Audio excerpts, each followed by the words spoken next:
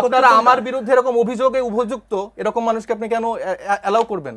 প্রমাণিত হলে তারপরে যদি এটা না আপনি অভিযোগ বলে একজন মানুষ আমরা কিন্তু আপনাকেও জানিয়েছিলাম যে আপনার সমালোচক কে থাকবে। না আপনি আপনার বিরুদ্ধে অভিযোগ হলে আপনি কেন অভিযুক্ত মনে করছেন? আপনি তো ভুল করছেন ভাই, আমাকে তো একটু বলতে না বলতেন, আপনি তো এক্সেস বলতে দেন, আপনি আপনার টাইমে বলছেন। অন্তর্বর্তীকালীন সরকার যখন গঠিত হলো সেই সরকার গঠনের প্রক্রিয়াতে একেবারে অগ্রগণ্য ভূমিকাতে বর্তমানে আপনারা যারা এনসিপি গঠন করেছেন অর্থাৎ তৎকালীন ছাত্রনেতারা তারা ছিলেন। আপনাদের যারা সহযোদ্ধা তারা এখনো সরকার পরিচালনার দায়িত্বে আছে, এই সরকারের উপদেষ্টার দায়িত্ব পালন করেছেন, তেমন একজন এনসিপির দায়িত্ব এখন সামলাচ্ছেন। এখন আপনারা যদি বলেন যে একটি সুষ্ঠু নির্বাচন আদৌ সম্ভব হবে কিনা বিএনপির প্রভাব প্রতিপত্তিকে মোকাবেলা করে, সেক্ষেত্রে যদি সরকার ব্যর্থ হয় সেই ব্যর্থতার দায়ভার এনসিপির উপরেও বর্তাবে কিনা? আচ্ছা, তার আগে আমি ভাইয়ের কিছু প্রসঙ্গ আমি আরো একটু উল্লেখ করতে চাই। উনি বললো যে এনসিপির নিবন্ধন পাওয়া না পাওয়া, লোকবল নাই কিনা, এই টাইপের কথাবার্তা।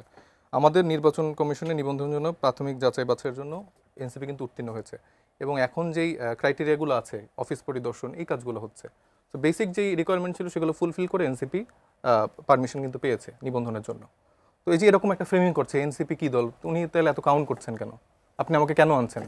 এনসিপিকে আপনারা কাউন্ট করেন দেখে আনছেন, এখানে তো অন্য কোনো দলের লোক নেই। এনসিপি এখন মাঠে ঘাটে সেরকম স্ট্রং জায়গা রাখছে, সত্য কথাটা বলছে, কাউকে ভয় করছে না। সেটা ধরেন কোনো গোয়েন্দা সংস্থা হোক, কোনো বড় রাজনৈতিক দল হোক, এই জায়গাগুলো আমরা কোনো ছাড় দিচ্ছি না। এতে অনেকে বলতে পারে যে পলিটিক্যাল ইম্যাচুরিটি বা এই সেই আমরা লিয়াজু করে চলছি না, আমরা করব না। আমরা মানে এই কাজটা করি নাই দেখি আজকের এই বিজয়টা আমাদের দ্বারা সম্ভব হয়েছে। বিএনপি কি লিয়াজু করে চলছে? বিএনপি লিয়াজু করে চলছে। আপনি দেখেন, আপনি এই ভাইয়ের প্রসঙ্গটা আরেকটা আমি উল্লেখ করে দিই যে ভাই বলল যে আগের মানে গুম খুনের তাদের যে অ্যাটাক করা হয়েছে সেগুলো বলল। এই মামলাটা তো হয়েছে আপনার 11 তারিখে, 11 অক্টোবরে। এটা তো 5 তারিখের পরের ঘটনা। এটা তো ভুল বলছি, আমি তা বলিনি যে 11, আমি বলছি আমার বিরুদ্ধে এরকম মামলা মামলা বলেছেন, কিন্তু এটা তো স্বীকার করতে হবে এই আছে সরকারি। আচ্ছা, আমাকে একটু বলতে দেন, এই হত্যা মামলাটা এই অভ্যুত্থানের পরবর্তী সময় হয়েছে এবং এই হত্যা মামলায় একজন মিডিয়া কর্মী, দীপ্ত টিভির সম্প্রচার কর্মকর্তা তানজিল জাহান তামিম, উনি আচ্ছা আমি আমার জায়গাটুকু বলেনি, তারপর আপনি আমার জায়গাটুকু বলেন। সেটাই তো বলছি। তামিম হত্যা হলো, আমরা তখন একটা সিসিটিভি ক্যামেরার ফুটেজ দেখেছি, সেটা পরবর্তীতে ওই ফুটেজের সিসিটিভি ক্যামেরাটাই ডিভিআর মেশিনটাই গায়েব হয়ে গেছে। আপনারা মানে গুগলে সার্চ দিয়ে দেখেন রবিউল ইসলাম রবির এই কাহিনী দিয়ে আপনারা নিউজগুলো পাবেন। সমকাল, প্রথম আলো সব জায়গায় নিউজ হয়েছে এবং তাকে তখন সাংবাদিকরা মানে পুলিশ খুঁজে পাচ্ছিল না এবং প্রাথমিক সংশ্লিষ্টতা পুলিশ পেয়েছে, সেটা লিখিত আছে। তো তারপরও মানে তিনি কোন শক্তি বলে, কোন জায়গা বলে এখন টকশোগুলোতে ঘুরছে, টকশোতে ঘুরে ঘুরে আসলে এনসিপি কে বলছে যে অনিবন্ধিত দল, আমার মনে হয় জায়গা নেই। না আমি আদালতে দেবেন বা যথাযথ আমরা একটু আলোচনাতে আগে যাই। সেই জায়গায় আপনাদের দায়িত্বশীল ভূমিকা পালন করতে হবে। তো আপনারা আমার বিরুদ্ধে এরকম অভিযোগে উপযুক্ত এরকম মানুষকে আপনি কেন অ্যালাউ করবেন? প্রমাণিত হলে তারপরে যদি এটা না আপনি অভিযোগ বলে একজন মানুষ আমরা কিন্তু আপনাকেও জানিয়েছিলাম যে আপনার সমালোচক কে থাকবে। না আপনি আপনার বিরুদ্ধে অভিযোগ হলে আপনি কেন অভিযুক্ত মনে করছেন? আপনি তো ভুল করছেন ভাই, আমাকে তো একটু বলতে না বলতেন, আপনি তো এক্সেস বলতে দেন, আপনি আপনার টাইমে বলছেন। আপনি এটা আইনি ম্যাটার, এটা তো রবি ভাই আমরা এক এক করে বলছি। জি আপনি রুহুল কবির সাহেব মানে প্রেস কনফারেন্স করে আপনার সব পদ স্থগিত করেছে, সব আমি তো বলছি স্থগিত করেছে, সেটা যে আপনি উঠিয়ে ফেলেছে, এটা কোথায় লিখেছে? কোথায় ওটা লিখেছে? আপনি বলেছেন স্থগিত উঠিয়ে ফেলেছে। হ্যাঁ উঠে হয়েছে তো। কোথায় উঠিয়েছে? কোথায় উঠবে মানে? আপনার যেরকম প্রেস কনফারেন্স করে একটা ফরম্যাট দিল, লিখিত কোনো জায়গা নেই। এটা মিডিয়াতে নাই, এটা মিডিয়াতে নাই, এটা আমাকে চিঠি দিয়ে অবগত করেছে। আচ্ছা তাইলে এটা আপনি কাইন্ডলি একটু আমাদের সামনে বা জনগণের সামনে দিন, এটা আপনি অবশ্যই দিন। আর আমি তো জবাব দিই না আপনাদের এবং এটা তো বিচারাধীন। এটা কি আমার কাছে জবাব দিন? আমার দলের কাছে জবাব দিতে হবে না। আপনি পাবলিক কেন বলবেন? আমি পাবলিকে কেন দেখাবো?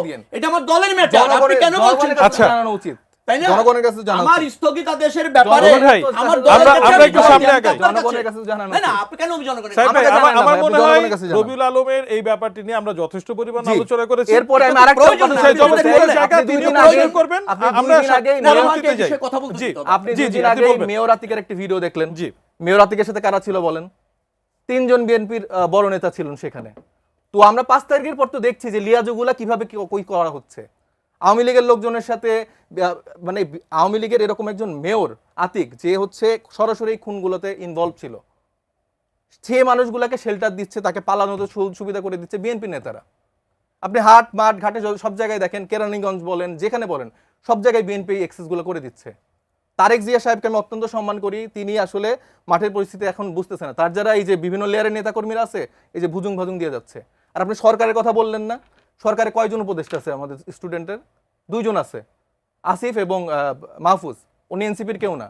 আমরা রাজপথে একসাথে লড়াই করেছি বৈষম্য বিরোধী ছাত্র আন্দোলনের ব্যানারে, কিন্তু এনসিপির সাথে ট্যাগ দিয়েন না। তাইলে আপনি এটাও বলেন যে মির্জা ফখরুল ইসলাম আলমগীর সাহেবের ড্রয়িং রুমে মাহফুজকে কি এনসিপি ডিজোন করে? আমরা ডিজন করব, আমি ডিজন করব কেন? কিন্তু দলগতভাবে আমি কেন করতে যাব? আমি এই অভ্যুত্থানের হিরোদেরকে আমি ডিজন কেন করব? কিন্তু তাহলে আপনি সেটাও বলেন যে মির্জা ফখরুল ইসলাম আলমগীর সাহেবের বাসায় আমরা অনেক উপদেষ্টা এখন চায়ের আড্ডা দেখছি, গান বাজনার আড্ডা দিচ্ছি, তাহলে কি তারা সরকার চালাচ্ছে? শুধুমাত্র তো এই সরকারের ফ্রেমিংগুলো যেভাবে করা হয়, এটা ভেরি রং। বিভিন্ন এটা দপ্তরে very wrong। বিভিন্ন ক্ষেত্রে যে সকল ছাত্র প্রতিনিধি যারা আছে তাদের তো একটা, এই ছাত্র প্রতিনিধি যাদেরকে নিয়োগ করা হয়েছে এনসিপির মৌন সম্মতি প্রত্যক্ষ বা পরোক্ষভাবে নিশ্চয়ই সেটাতে ছিল বা এখন পর্যন্ত আছে, না হলে তো এভাবে চলে না। তাহলে তাদের যে সকল কর্মকাণ্ড তারাও তো সরকারের এই পরিচালনাতে সরাসরি ভূমিকা রাখছে। আমার প্রশ্নটা এখানেই ছিল যে আপনি যদি এখন বলেন যে না, ডক্টর মোহাম্মদ ইউনূসের অন্তর্বর্তীকালীন সরকার সুষ্ঠু নির্বাচন দিতে পারবে কিনা বিএনপির প্রভাবকে বলয় থেকে বের হয়ে আপনি ভরসা রাখতে পারছেন না, সেই ভরসা না রাখার দায় আপনারা কেন নিবেন না? এই দায় তো আমি তো বলছি সবারই নিতে হবে, শুধু এক এনসিপি নেয়ার তো এটা দায়ভার নেয়নি। আচ্ছা, আপনি যে বলছেন যে যেই 2 জন ছাত্রের কথা বলছেন বা 3 জন ছাত্রের কথা বলছেন, এটা 5 তারিখের পরে যখন সরকার গঠন করা হয় তখন তারেক জিয়া সাহেবের সাথে জুম মিটিংও করা হয়েছে। সেটার ভিডিও কলের স্ক্রিনশট আপনারা দেখতে পেয়েছেন। তার সাথে আলোচনা করা হয়েছে এবং সে সময় যে কয়েকজন স্টেক হোল্ডার প্রাসঙ্গিক ছিল তাদের সবার সাথে আলোচনা করে সরকার গঠনের সিদ্ধান্তটা নিয়ে হয়েছে। প্রধান উপদেষ্টার জায়গাটা আমরা প্রস্তাব করেছি এবং সে সময় সবার কাছে গ্রহণযোগ্য ব্যক্তি হিসেবে ডক্টর মোহাম্মদ ইউনূসই ছিলেন, এখনো উনি আছেন এবং সেই জায়গাটা সবাই একমত হয়েছেন। এবং বাকি যে মেম্বাররা যারা ছিলেন, যারা উপদেষ্টা হয়েছেন, সেখানে তারেক জিয়া সাহেবের মতামত ছিল, আরো অনেক মানুষের মতামতের ভিত্তিতে হয়েছে। এটা সব মানুষের থেকে যারা সেই সময় স্টেক হোল্ডার বা এখনো যারা স্টেক হোল্ডার তাদের মতামতের ভিত্তিতে হয়েছে। তখন যদি ছাত্ররা কোনো হটকারিতা করতো, মানে রাজনৈতিক দলগুলো কিন্তু হটকারিতা করেছে, আমরা দেখেছি রাজনৈতিক দলগুলা সেনাবাহিনীর কাছে চলে গিয়েছে আগেই, কিন্তু ছাত্ররা কিন্তু আপোষ করেনি। ছাত্ররা জনগণের জন্য কখনো আপোষ করবে না, কারণ ছাত্রদের সামনে আমাদের সামনে রাজনৈতিক দল আমাদের সামনে ওই সময় হটকারিতা করে থাকে, তাহলে ছাত্ররা কিভাবে আপোষ করলো না? মানে আমরা তো সেনা